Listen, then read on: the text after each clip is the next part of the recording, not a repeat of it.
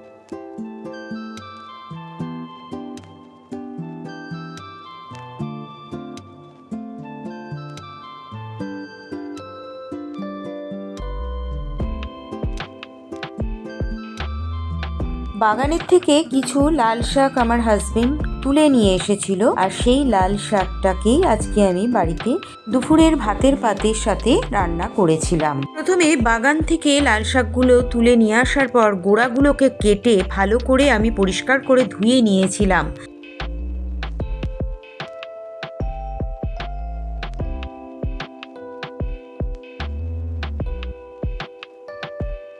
তারপরে আমি শাকগুলোকে বটিতে কুচিয়ে নিয়েছিলাম। এরপর আমি গ্যাসের ওভেনে একটি কড়াই বসিয়ে নিয়ে তাতে পরিমাণ মতন সর্ষের তেল দিয়ে তেল গরম হয়ে যাওয়ার পর এক মুঠ চিনে বাদাম নিয়েছিলাম। চিনে বাদামগুলো তেলের মধ্যে দিয়ে খানিকক্ষণ নেড়ে চেড়ে নিয়ে যখন একটু হালকা ব্রাউনিশ কালার ধরবে সেই পর্যায়ে আমি বাদামগুলোকে ভেজে কড়াইয়ের থেকে তুলে নিয়েছিলাম। এর থেকে বেশি ভাজলে কিন্তু একদমই পুড়ে যাবে বাদামগুলো। এবার বাদাম ভাজা হয়ে গেলে বাদাম ভাজার তেলের মধ্যে একটি শুকনো ঝাল আমি ফোড়নে দিয়েছিলাম। শুকনো ঝালটিকেও ভেজে আমি প্রথমে তুলে নিয়েছিলাম, তা না হলে এই শাকের সাথে ভেজে যদি আমি সেদ্ধ করতে দিতাম তাতে অতিরিক্ত ঝাল হয়ে যেত। সেই কারণে আমি শুকনো ঝালটিকে ভেজে তুলে নিয়েছিলাম। যারা ঝাল খেতে পছন্দ করেন তারা রান্নার এই শাকের মধ্যে শুকনো ঝালটিকে রেখে দিতে পারেন এবং একেবারেই শাকটাকে ভেজে তুলতে পারেন। এবার শাকের মধ্যে আমি 1/2 টিস্পুন হলুদ গুঁড়ো ও 1/2 টিস্পুন লবণ ছড়িয়ে দিয়েছিলাম। এরপর স্বাদের জন্য 1/2 টিস্পুন চিনি এর ভেতরে অ্যাড করেছিলাম। দেখুন, শাকের মধ্যে নুন হলুদ দেওয়ার ফলে এর ভেতর থেকে বেশ কিছুটা জল বেরিয়ে এসেছিল। আরও যাতে জলটা বেরিয়ে ভালোভাবে শাকটি সেদ্ধ হয়ে যায়, তাই কড়াইয়ের মধ্যে আমি একটি ঢাকা চাপা দিয়ে সেদ্ধ করে নিয়েছিলাম। এই ঢাকা চাপা দেওয়ার ফলে ভেতরের থেকে জল বেরিয়ে আসবে এবং শাকটি ওই জলের মধ্যেই সেদ্ধ হয়ে যাবে। আমার শাকটির থেকে দেখুন প্রচুর জল বেরিয়ে এসেছিল, আর এই জলটিকে এবার আমি শুকাবার জন্য আবারও ঢাকাটা দিয়ে দিয়েছিলাম। ঢাকা দিয়ে খানিকক্ষণ ফুটিয়ে নেবার পর ঢাকা খুলে এবার দেখুন শাকের জল পুরো শুকিয়ে গিয়েছিল। এই পর্যায়ে আমি কিছুটা সাদা তিল ছড়িয়ে দিয়েছিলাম এই শাক ভাজার মধ্যে।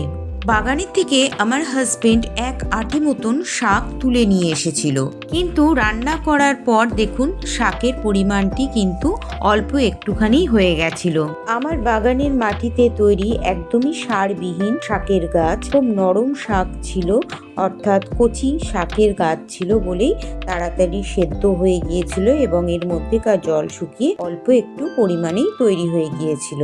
সব শেষে শাক ভাজাটিকে নাবিয়ে আমি এর মধ্যে আরও কিছুটা সাদা তিল ও বাদাম ভাজাগুলোকে ছড়িয়ে দিয়েছিলাম। আপনারা চাইলে এর মধ্যে বিউলির ডালের বড়ি ভেজে শাক ভাজার মধ্যে ছড়িয়ে দিতে পারেন। তাহলে তৈরি হয়ে গেল আমার বাগানের লাল শাক ভাজার রেসিপি।